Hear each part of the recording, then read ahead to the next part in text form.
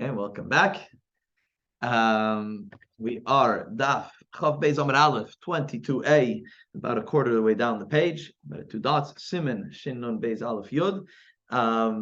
We're continuing in the Gemara the discussion about a scenario where a person can transgress more than 8. The Mishnah mentions 8 transgressions that a person could do with one plowing of one row in the field, and we're going to continue discussing the other opinions where it could be more than those 8.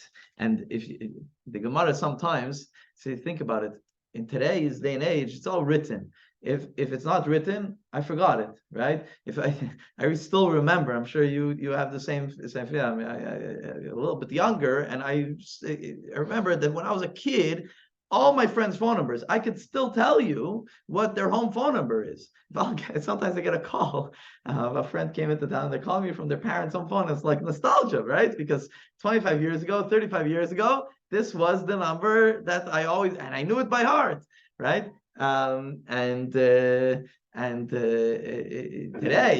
try to remember the last person that you called. What's his phone number? We have no idea.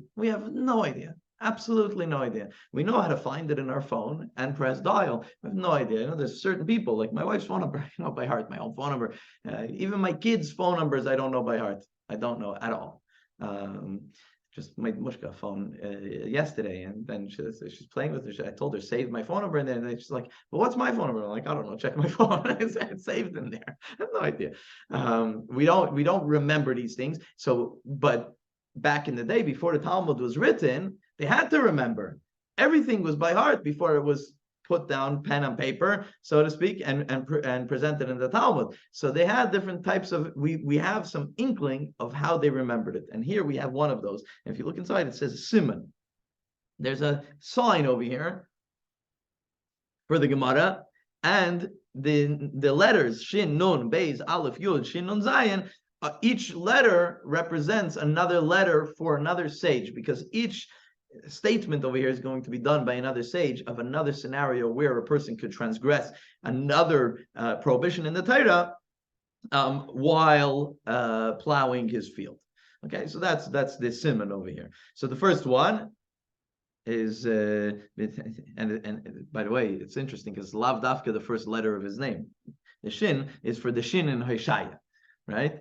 So Maskiv, Rav Shaya comes and asks a question, and he asks, it says, Nami, we should also include, and we should also consider in our Mishnah, where the Mishnah mentions 8 transgressions, we should also consider Hazirea benachal eson, someone who plans, who's doing this job in a place called Nachal Eson. What's Nachal Eson? Nachal Eson is a scenario, is another scenario. So we have to imagine how many scenarios you need to know, but these are things you've heard this from me before. When a person is found, someone's traveling from one town to another town, and while he's traveling, he finds a corpse. Right? So you have to obviously bury the corpse, etc.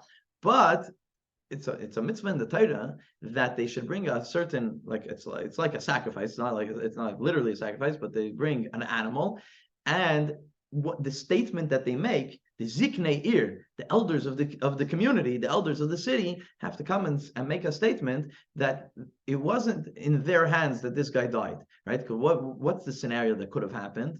The guy could have come, poor man, looking for food, knocked on a few doors, and everybody sent him away, and he went on his way, and he died, right? So they have to say, Yadeinu le'shafchu, there's a whole statement. Breaking of the neck of the egla, it's the egla rufa, exactly. Egla rufa, right. So now, where they did that by the water, they have to do that by the water, etc. So the pasuk says, as Hara say, Mehacha, it says in the pasuk in Chumash Dvarim, Asher lo ya'avid bay v'lo yizoreya, that location should never be worked on and should never be planted, right? Because this is a serious thing, and we're asking for atonement. Really, what the city and the people, what they're doing is asking for atonement for if chas v'shalom, it was somewhat their fault, even inadvertently, they're asking for atonement. So that location. So what if this whole planting and everything is being done in that location? Here's another sin, right? Next. We're having the class. hang on a second. Yeah. You can't get in on the Zoom, Ben.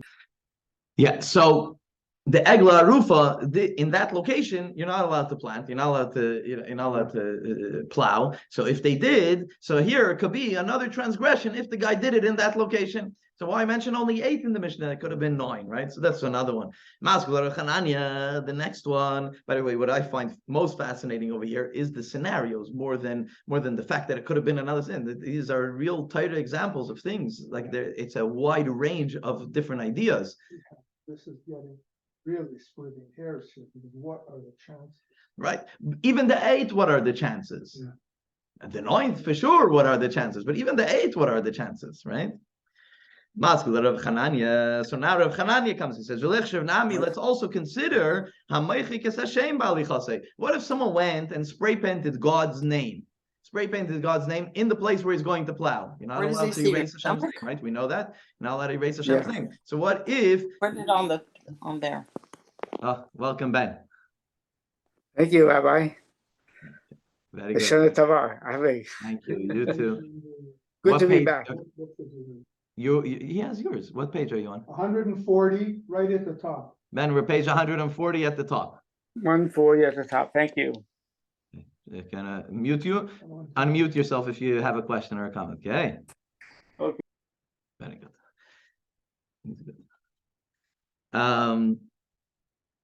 So now if someone, we know that you're not allowed to erase Hashem's name. And the Azhara say, where do we learn this from? Mehacha, from the pasuk that you shouldn't erase Hashem's name. It's a pasuk in Chumash Devarim. So now, if that happens, right, it's a problem. So that could be another sin in another transgression on top of it. Again, far-fetched, but it's still a scenario where something that you're not allowed to do. I just dropped them on. Yeah. Yeah. What was that? Over something and cut it. Right. So let's say someone went and put chalk or spray painted, right? And now the plow goes right in between and it's erasing Hashem's name, right? So that's a problem. Next one. Maskiflo Rebavo. Now Rebavo comes and he says, what if while plowing, it's a sharp knife. While plowing, so if someone has leprosy, you're not allowed to cut off the leprosy. You have to let it go away on its own. You have to go to the kohen. It's a whole process of how you have to deal with leprosy, right? It's not something that we deal with today. We don't have it today, but the Torah talks about it, and you can't do it on your own. You can't take a knife and just cut off the leprosy. You're not allowed to do it. Pasuk in the Torah, that's the Azhara say. It says Hishamer b'neged tzaras, that you should be careful with the neged tzaras, right? So now, what if while plowing he puts his hand there and it cuts off the tzaras? Okay. Masgula Abaya. Now Abaya comes to Lechshav Nami Hameziach Hachoishin Me'ala Ephod Va'Meisir Bade Orein. Now Abaya comes, and it's interesting because over here Abaya doesn't give you a scenario that's direct. I mean, the truth is some of the 8 in the Mishnah are not directly connected with the plowing itself. But what if he did another thing, that he took away the ephod, the chayshin, which is the breastplate that the Kohen Gadol would wear? It had to be connected to the ephod all the time, which was the shirt that the Kohen, right? So, and if it was, and you're not allowed to take it off. So, what if he took it off and it was wearing it while plowing, or if he took the aron is the ark in the Holy of Holies? It had 2 badim, 2 poles that were used to lift aron. It's interesting that it says in the pasuk that you're not allowed to take out those poles, even when you're not traveling. You would think that it's there for traveling. You're not allowed to take them out. Anyways, if he did take them out, so again, the pasuk says not to take them out, and the pasuk says also not to take the chayshin off of the ephod. That's Abaya. Rav Ashi comes and asks,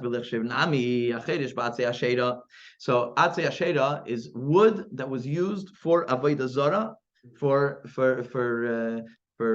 idol worship. And if the wood itself was used for idol worship, you can't use that wood. You're supposed to burn it. That's the pasuk, right? Now, what if he took those wood and he used that as the plow, right? That was the animal was walking, and this went into the ground to turn over the soil, right? So that's another scenario of Azhara say me'acha, because the pasuk says, "Well, yidbak b'yad chamoma." Now Ravina comes asking for Ravina, nami hakoitz, it's ilones toivos. So what if while he's plowing, he uproots a good tree? What's a good tree? A tree that the Torah says you're not allowed to uproot. What's a tree that the Torah says you're not allowed to uproot? A fruit tree. A fruit tree. It's a pasuk in the Torah, right? The pasuk says, "You're not allowed to cut down a fruit tree, even if it's." The pasuk is talking about even if it's in a war and it's in the way and it's giving the enemy a benefit or whatever. You're not a fruit tree. You're not allowed to cut down. Right? So what if while he was doing this, he uprooted a fruit tree, right? So that could be another one over the 8 that are mentioned in the pasuk. Money. So Reb Zeta also sitting there. It seems that they're all sitting together, right? And each one brought another scenario that they, that is why the Mishnah only mentioned 8. Each one had a different idea of another scenario that could also be another transgression. Reb Zeta turns to Reb Mani and he says, "V'lech shivnami." We should also consider kigoin de'amar shvua shalei echshesh b'yamtiv. What if? So keep in mind that the Mishnah already said that the scenario is that it's on a holiday, it's on a Yom Tov when you're not allowed to plow. But what if the guy made a shvua, a swear, a promise, a commitment above and beyond what you're not allowed to do on Yom Tov, that he won't plow on Yom Tov. So now not only is he transgressing the fact that you're not allowed to do it on Yom Tov, but also his personal swear, right, that he's not going to plow on Yom Tov. So maybe this is another one, right? So the Reb Mani didn't like it. He says, no, it doesn't work like that. He says, Hasam, yeah. So the money answers him, Hasam, loy kachala shvua, mushba v'aymed marasinayu. Says, making a swear on something that you already swore at Mount Sinai that you're not going to do is not worth anything. Can't make a swear on a swear, right? So this is not an extra one. Oh, we found one that's not extra, right? So this is not. So you can't make a. Yeah, you can't tell you. He already committed not to, right? Your neshama already did. Yeah. Amarle. So now, so Zeta is not giving up on his idea. He thought he had a good idea. So he's like, no, 1 second, let's tweak the scenario, right? He going to Amar, maybe he said, Shvua shaloi echreish, bein b'choil, bein b'yamtiv. So now, if he swears, I'm not going to do such and such on Yom Tov, which anyways he's not allowed to do, so that shvua, that swear doesn't hold anything. It's invalidated. It's nothing, right? But what if he says, I won't plow not on weekday and not on the holiday? Now on the weekday he's allowed to. So now this swear does hold, right? Because part of the commitment is something new that he does make a commitment, does swear about, right? But he includes Yom Tov in it, right? And then the Gemara says, the migu, the chalalei. Migu is a very special process of learning in the Gemara. That since it does the swear, the shavua, the commitment, the shavua, it does take hold for the weekday. So then chalal b'yom tov. So then it should also be something that he's not allowed to do on Yom Tov. So therefore, the fact that he did it on Yom Tov, the fact that it's Yom Tov, he's not allowed. But on top of that, his shvua makes it into a separate desecration of Yom Tov. So now the money answers so he says, yeah, but anyways, we're not discussing anything over here that you could get out of. What does it mean that you could get out of? Let's say I make a promise that I'm going to not do this on a Monday, right? I'm not going to plow on a Monday if I make such a promise. I could go to the Beis Din, and in certain scenarios, the pasuk tells you how you can get out of your commitment. There's a certain process that's done in front of a Beis Din. I sat here in Dollar. There was someone that made a commitment to his wife before she passed away, and then after she passed away, it was a few years later. Local rabbi called me. Local rabbi called me, and we sat a Beis Din to take him out of his shul, because it's not. So there is a way that we get out of a commitment like that, right? So there, and it's these are psukim in the Torah. This is a process that's done. So since there's a way out of this commitment, so we're not talking about those scenarios. That's what the money answers to Reb Zera. So the Gemara asks, "Below, really? Are you really going to say that? Harei hektish." When it comes to something that's hektish, so now the Gemara expects you to remember that in the Mishnah, one of the 8 things was that it was consecrated. So since it was consecrated and you use something consecrated, you're not allowed to. It's a transgression. You're not allowed to use something that belongs to the holy temple, right? And that's one of the 8 in the Mishnah. So, but if something is consecrated, something belongs to the temple, I can redeem it. In most cases, you could pay for it, redeem it, and that money now belongs. Or and then that money is you buy a new one. Let's say if it was an animal or whatever, right? If it was an ox and it belonged to the temple, you could switch it, right? You could buy it, and there's a process. Not in every case, but almost in all cases, you could. So if you could get out of your swearing, of your promise, you could also get out of hektish. So why that one we do include, right? So he says, the Gemara says, that it's talking about that it was born holy, born consecrated, a bechor. A bechor you can't redeem, right? It's a unique scenario where you can't redeem. You can't say, you know what, I'll buy this bechor back from we do it today, by the way, right? That's pidyon aben, right? Because the bechor belongs to the kohen, right? But even an animal bechor, right? But we can't say let's switch. No, you're not the bechor. You're the bechor. Like you can't do that, right? So if it was born consecrated, not that I dedicated it, not that I said, oh, you know what, this ox I'm going to bring as a sacrifice to the temple. That's different.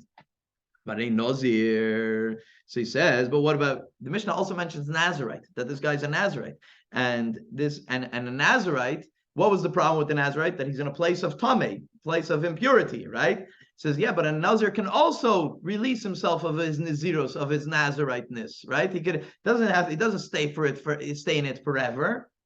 So the Gemara says, no, but it's talking about Nazir Shimshon. What's the uniqueness of Samson? Samson, the famous Samson. What was the uniqueness of Samson? He was born No, the Malach said that he's a Nazir, right?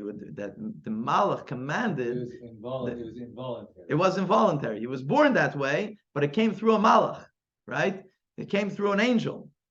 And such Shimshon, Samson had no way out of his Nazirus. He couldn't get out, right?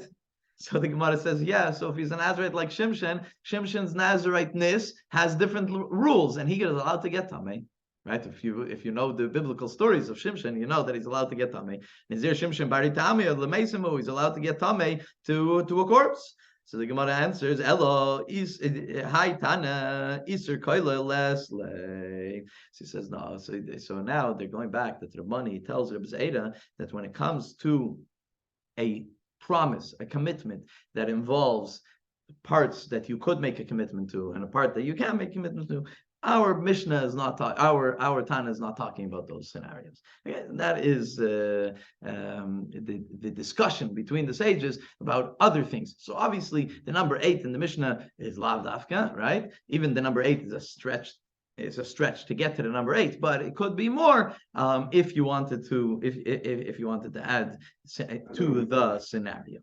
And just to finish the Gemara before the next Mishnah, Rabbi Yeshaya says,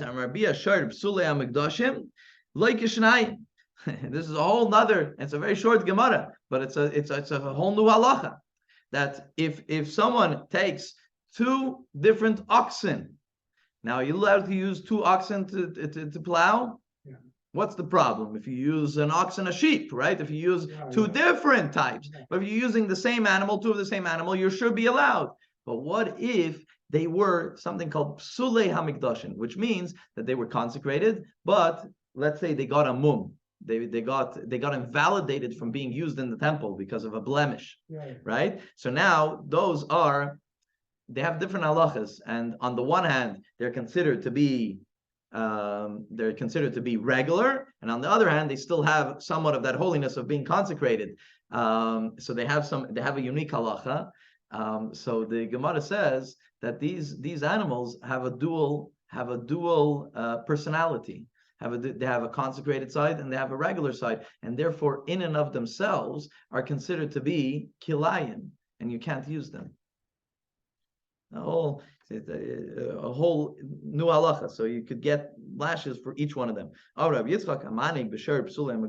Even if you only use one animal, but it's a psulei mikdashim, it has a mum, right? So he's liable. And this is the way the Gemara explains it. It's one body, it's one animal. Guf echadu, it's one animal. Vasoya kosov gishnei gufim, but the Torah makes it into two. It has two characters within one animal, and therefore you can't use such an animal to plow your field. Allah.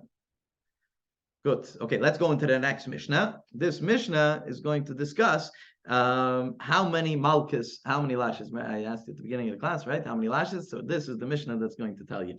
Kama malkin oisai. New Mishnah. How much lashes does a person get if he's liable for lashes, right? If it's a mitzvah in the Torah that a person transgresses, you get lashes. How many lashes? Arba'im chaser achas. The answer of the sages is in the Mishnah that it's 40 minus 1. How much is 40 minus 1? 39. Shenemar. So the pasuk, and we're going to see it more in the Gemara. We're going to explain it more in the Gemara. The pasuk says that a person that transgresses, v'hikahu, he doesn't have the beginning of the pasuk over here. V'hikahu kedei d'shasai, he should get lashes for his wickedness, right, for this transgression. B'mispar, with a number. And then it says, Arba'im yakenu, 40 lashes he should get. Now, actually, we'll see it in the Gemara. But it says, B'mispar Arba'im, with a number 40. With a number 40. That's what it says. So, Minyan Shu Samach L'Arba'im, the sages learned that it's a number that's close to 40. It's a number of 40. So it's a number close to 40, not 40 itself. We'll see more in the Gemara in a moment. That is the opinion of Tanakama, of the first sage in the Mishnah. Rabbi Yehuda says, no, he's supposed to get 40 full.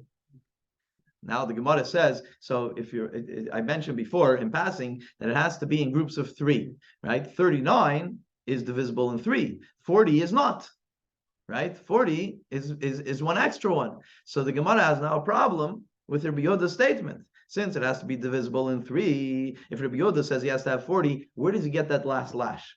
Because there's 3 locations, and since there's 3 locations, so you do it in groups of 3, right? So once you did 39, now that extra one is not going to be in a group of 3. So Rabbi Yehuda comes and says, where do you bank safe of? You do it between his shoulders. That's where, because that's not the location, one of the 3 locations. It's not one of the 3 locations. So the 40th one goes between his in the back between his shoulders. Now the Mishnah continues. We're going to discuss this more in the Gemara in a moment. Okay,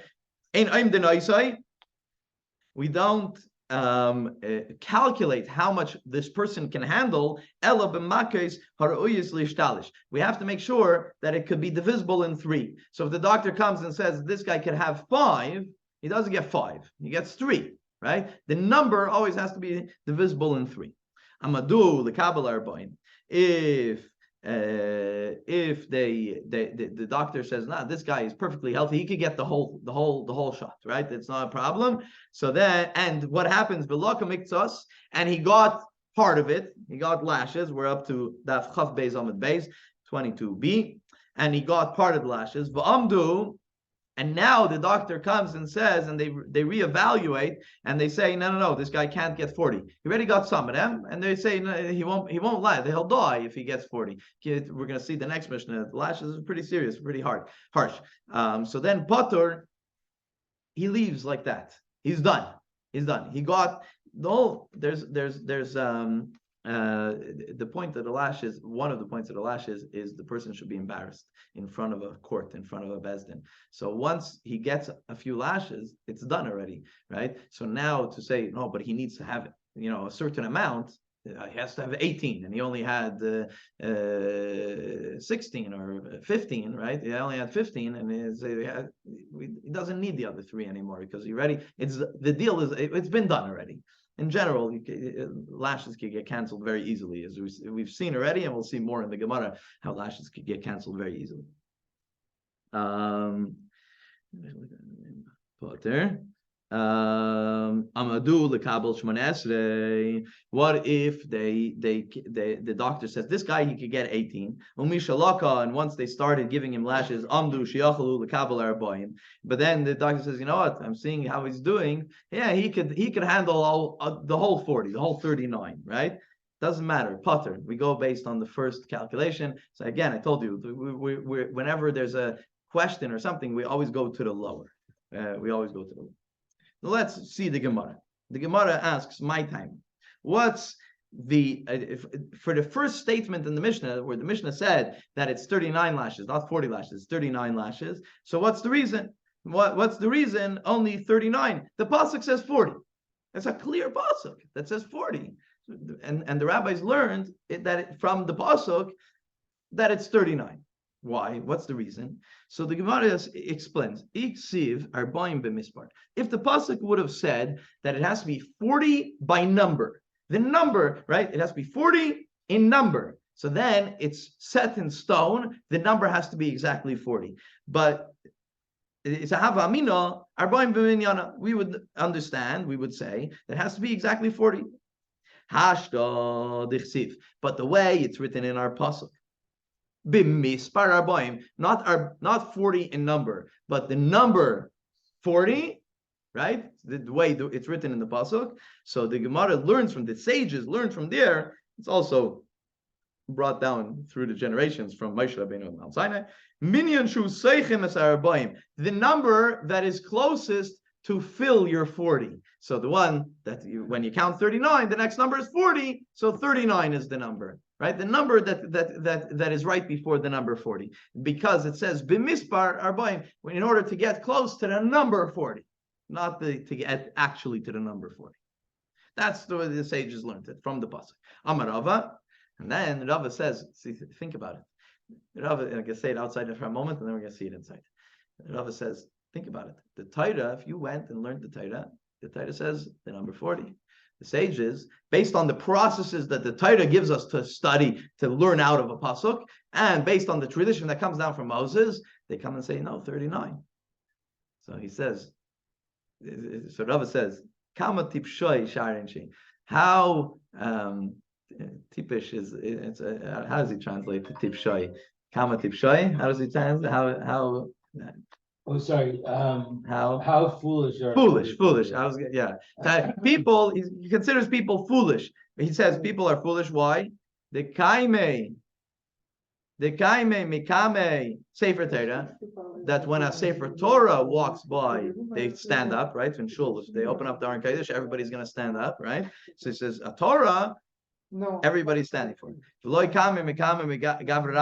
a sage, a gavra rabba, a sage, they don't stand up for it. Right? We do, right? When in a yeshiva or something, a shul for a rav or something, right? We do. We try to, and it's the right thing to do. So, but he says that how foolish the people, they stand up for Torah, but not for the sage. Why? What is he saying? The ilu sefer Torah ksiv arbaim. The sefer Torah says 40.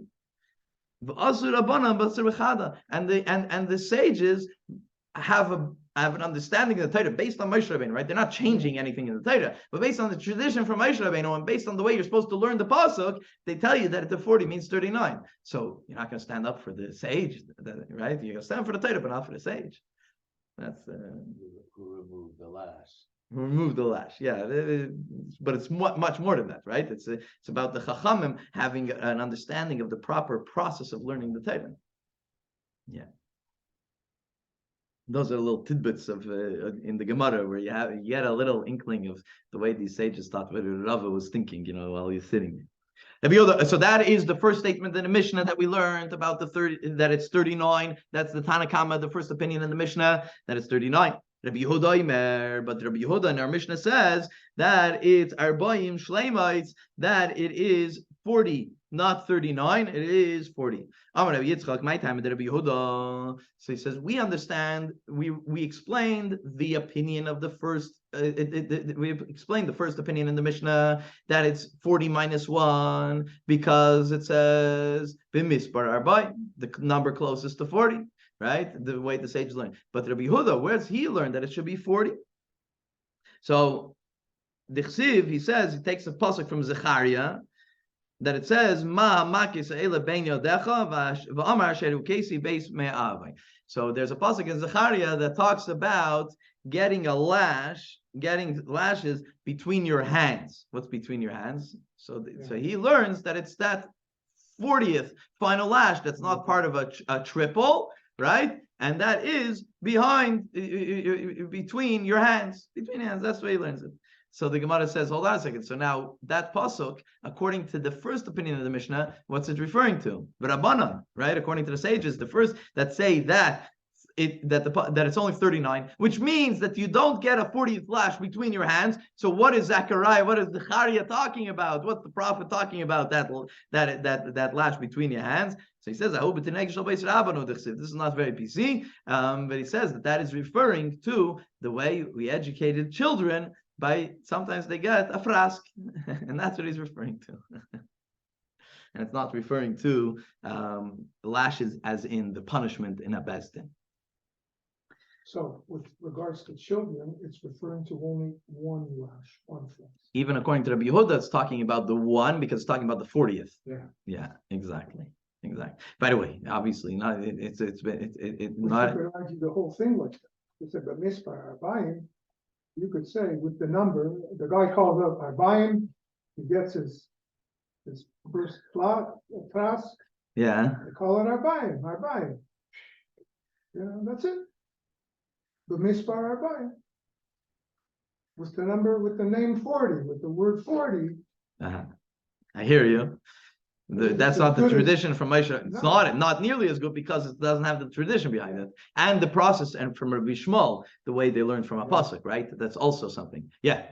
Does the lash between the shoulders have to be the last one, or could it come at any point? So I was thinking when I was looking at the Gemara earlier today, the average person is not going to get 40 lashes. No. Who could withstand 40 lashes?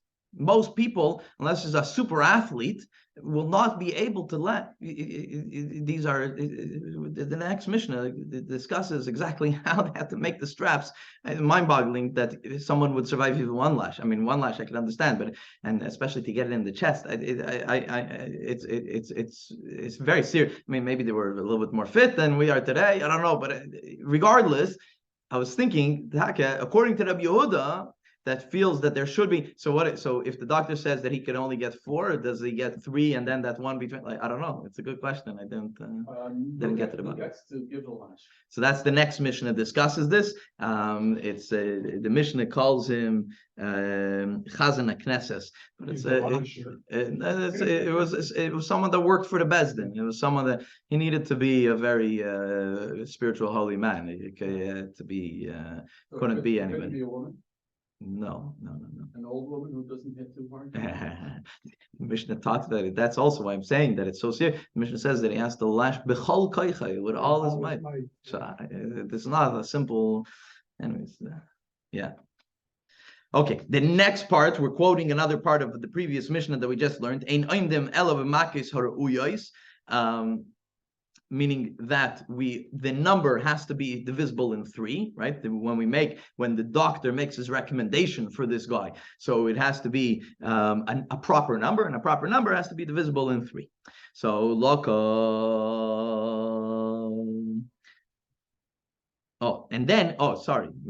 rest of the Mishnah says what happens if it changes, right? So it gets canceled. If they said he can have 40 and then they start and he says no, this guy can also only have 18, he doesn't even have to get to number 18. It's done. The embarrassment was there and he's over, and the other way around as well, right? So the Gemara says it seems that only if the lashes started, right? What if they came and they said this guy could have 40, and then they come back and they say no, he can only have 18. We checked again, he can only have 18. So if the lashes didn't start, it seems that he will get the regular 18, right? Not the right. So that's the continuation. That if the lashes started, so then yes, correct. But if not, then no. So the Gemara says, no, but it's not so simple because we have a brayse, Bramino, we have a brayse, and the brayse says, Amadu lekabel arbaim, v'chazru v'amdu shein yachal lekabel arbaim. They calculated, they decided, the doctor says that he could get 40, and then they check again and they say he can't get 40. Potter, that's it, he's done. He doesn't get any lashes. Amadu lekabel shmoin esrei, v'chazru amdu sheyachal lekabel arbaim. Potter, it's the same thing if they said that he could get 18, and then they say no, he could get the full amount. And it seems over here that he didn't get any lashes yet. They didn't start, right? So it's a stira, it's a contradiction between our Mishnah, the way we learned our Mishnah, and this brayse. So which one is it? When does he get potter? If the lashes started, or even if the lashes didn't start. So the Gemara answers, Rav Sheshes answers, Amar Rav Sheshes leikashya. It's not a question. Ha damadu liyoime, and ha damadu lemachar liyoime uchra.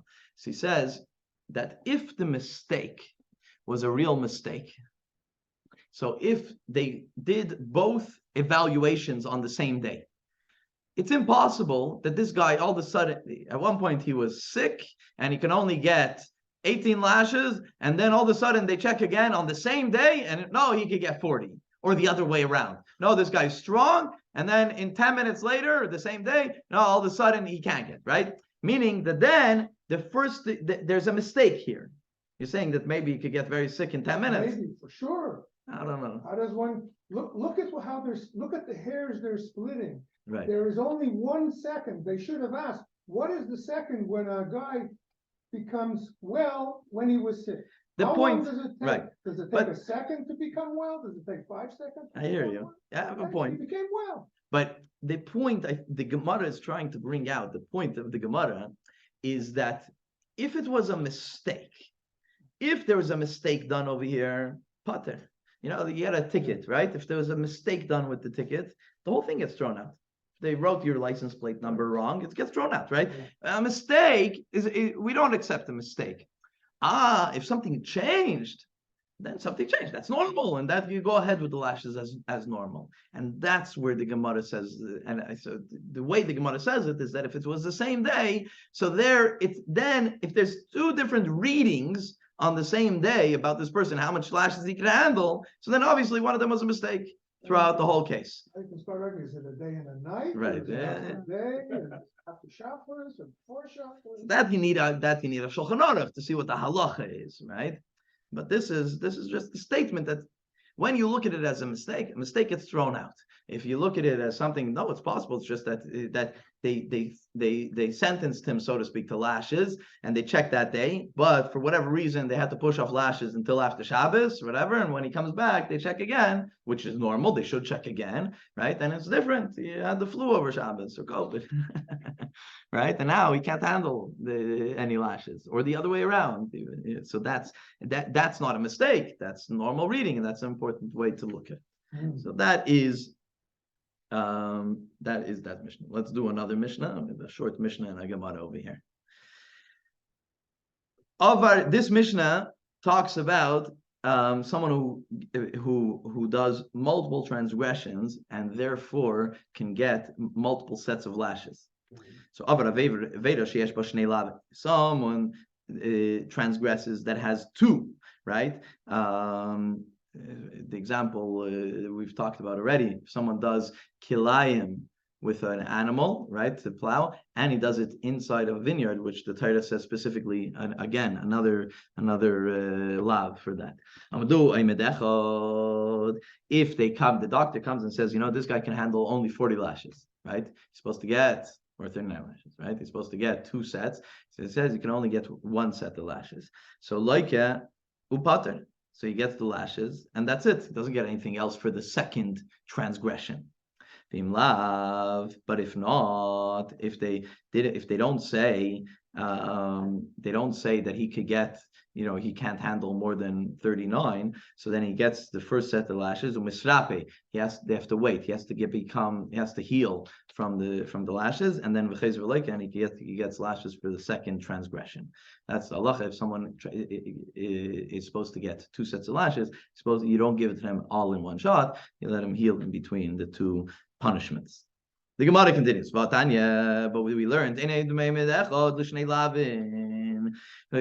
we have a contradiction from Abraisa. Here we said that you make one calculation, right? He's making one calculation. How much could this person handle? But it's for 2 transgressions. And what the answer was that he could handle only 1 set of lashes for 2 transgressions. So then he only gets 1 set of lashes and that's it. But the Mishnah says we don't. You should measure each one for itself. What would that look like? Oh, this guy could handle 39 lashes. After the 39 lashes, remeasure and see what he can handle now. Now he can only handle 3 or none. You have the judgment today. You're getting 3 times 20 years for killing 3 people. But right. The punishment should run concurrently. Yeah. Either they're at the same time, you get your 20 years. Sometimes it's like that. Sometimes they're consecutive. Yeah, right. Exactly. Similar. Yeah, exactly. Yeah. So Amar Rav Sheshes answers like Kashya Hada Madu L'Arbaim V'Chodam Hada Madu L'Arbaim V'Tarti. He says there are different scenarios, because what does it mean that a person can only handle 1 set of lashes? It's 39 lashes, right? So what did the doctor say? Did the doctor say 39? So he says when the doctor says 41, how many lashes is that guy going to get? 39, because it has to be divisible by 3, right? What if someone is